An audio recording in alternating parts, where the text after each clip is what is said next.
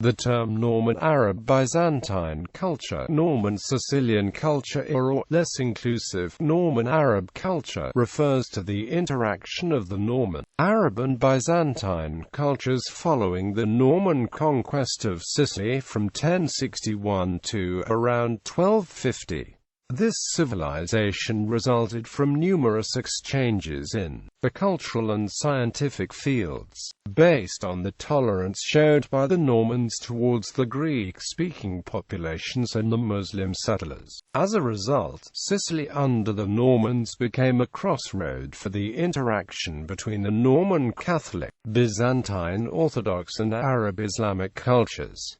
Norman conquest of southern Italy. Following the Islamic conquest of Sicily in 965, the Normans conquered the island from the Saracens starting in 1060. The Normans had been expanding south, driven by the myth of a happy and sunny island in the southern seas. The Norman Robert Guiscard, son of Tancred, invaded Sicily in 1060.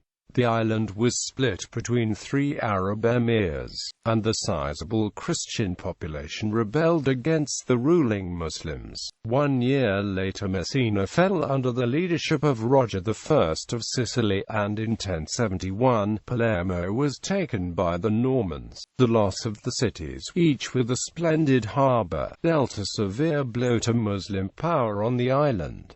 Eventually all of Sicily was taken. In 1091, Noto in the southern tip of Sicily and the island of Malta, the last Arab strongholds, fell to the Christians. By the 11th century Muslim power in the Mediterranean had begun to wane. Under Norman rule, Palermo confirmed its role of one of the great capitals of Europe and the Mediterranean. Cultural interactions. An intense Norman-Arab-Byzantine culture developed, exemplified by rulers such as Roger II of Sicily, who had Islamic soldiers, poets and scientists at his court. Roger II himself spoke Arabic perfectly and was fond of Arab culture. He used Arab troops and siege engines in his campaigns in southern Italy, and mobilized Arab architects to help his Normans build monuments in the Norman-Arab-Byzantine style. The various agricultural and industrial techniques which had been introduced by the Arabs in Sicily during the preceding 2 centuries were kept and further developed, allowing for the remarkable prosperity of the island. For the following 200 years, Sicily under the Normans' rule became a model and an example which was universally admired throughout Europe and Arabia. The English historian John Julius Norwich remarked of the Kingdom of Sicily, "Norman Sicily stood forth in Europe, and indeed in the whole bigoted medieval world, as an example of tolerance and enlightenment, a lesson in the respect that every man should feel for those whose blood and beliefs happen to differ from his own." John Julius Norwich. During Roger II's reign, the Kingdom of Sicily became increasingly characterized by its multi-ethnic composition and unusual religious tolerance. Normans, Muslim Arabs, Byzantine Greeks, Longobards, and native Sicilians uniquely existed in harmony, and Roger II was known to have planned for the establishment of an empire that would have encompassed Fatimid Egypt and the Crusader states in the Levant up until his death in 1154. One of the greatest geographical treatises of the Middle Ages was written for Roger II by the Andalusian scholar Muhammad al-Idrisi, and entitled Kitab Rujja. Although the language of the court was French, all royal edicts were written in the language of the people they were addressed to: Latin, Greek, Arabic, or Hebrew. Roger's royal mantle, used for his coronation, bore an inscription in Arabic with the Hijri date of 528. Islamic authors would marvel at the forbearance of the Norman kings. They were treated kindly, and they were protected, even against the Franks. Because of that, they had great love for King Roger. Ibn al-Atir interactions continued with the succeeding Norman kings, for example under William II of Sicily, as attested by the Spanish Arab geographer Ibn Jubayr, who landed in the island after returning from a pilgrimage to Mecca in 1184. To his surprise, Ibn Jubayr enjoyed a very warm reception by the Norman Christians. He was further surprised to find that even the Christians spoke Arabic, that the government officials were still largely Muslim, and that the heritage of some 130 previous years of Muslim rule of Sicily was still intact. The attitude of the king is really extraordinary. His attitude towards the Muslims is perfect. He gives them employment, he chooses his officers among them, and all, or almost all, keep the faith secret and can remain faithful to the faith of Islam. The king has full confidence in the Muslims and relies on them to handle many of his affairs, including the most important ones, to the point that the great intendant for cooking is a Muslim. His viziers and chamberlains are eunuchs, of which there are many, who are the members of his government and on whom he relies for his private affairs. Ibn Jubayr also mentioned that many Christians in Palermo wore the Muslim dress, and many spoke Arabic. The Norman kings also continued to strike coins in Arabic with Hegira dates.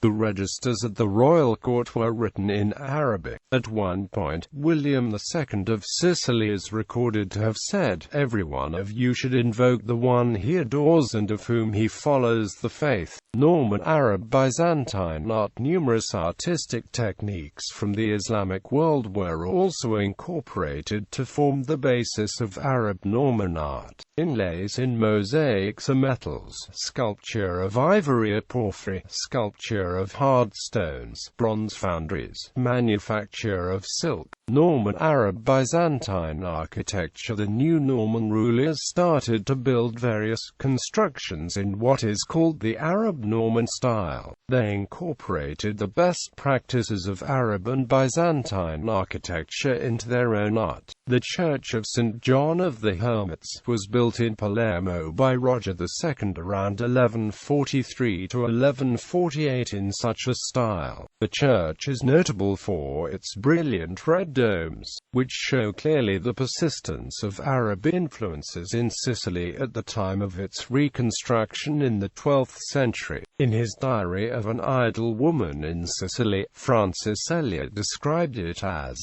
totally oriental. It would fit well in Baghdad or Damascus. The bell tower, with 4 orders of arcaded loggias, is instead a typical example of Gothic architecture. The Cappella Palatina, also in Palermo, combines harmoniously a variety of styles. The Norman architecture and door decor, the Arabic arches and scripts adorning the roof, the Byzantine dome and mosaics, for instance, clusters of 4 8-pointed stars, typical for Muslim design, are arranged on the ceiling so as to form a Christian cross. The Monreale Cathedral is generally described as Norman-Arab-Byzantine. The outsides of the principal doorways and the pointed arches are magnificently enriched with carving and colored inlay, a curious combination of 3 styles: Norman French, Byzantine and Arab. Other examples of Arab-Norman architecture include the Palazzo dei Normanni or Castel Buono. This style of construction would persist until the 14th and the 15th century, exemplified by the use of the cupola. Transmission to Europe. The points of contact between Europe and Islamic lands were multiple during the Middle Ages, with Sicily playing a key role in the transmission of knowledge to Europe, although less important than that of Spain. The main points of transmission of Islamic knowledge to Europe were in Sicilia, and in Islamic Spain, particularly in Toledo. Many exchanges also occurred in the Levant due to the presence of the Crusaders there. Aftermath. Arabic art and science continued to be heavily influential in Sicily during the 2 centuries following the Christian conquest. Norman rule formally ended in 1198 with the reign of Constance of Sicily, and was replaced by that of the Swabian Hohenstaufen dynasty. Constance's son Frederick II, Holy Roman Emperor and King of Sicily in the early 13th century, who was Normand by his mother and Swabian by his father Emperor Henry VI, spoke Arabic and had several Muslim ministers. In 1224, however, Frederick II, responding to religious uprisings in Sicily, expelled all Muslims from the island, transferring many to Lucera over the next 2 decades. In this controlled environment, they couldn't challenge royal authority, and they benefited the crown in taxes and military service. The numbers eventually reached between 15,000 and 20,000, leading Lucera to be called Lucera Saracenorum because it represented the last stronghold of Islamic presence in Italy. The colony thrived for 75 years until it was sacked in 1300 by Christian forces under the command of Charles II of Naples.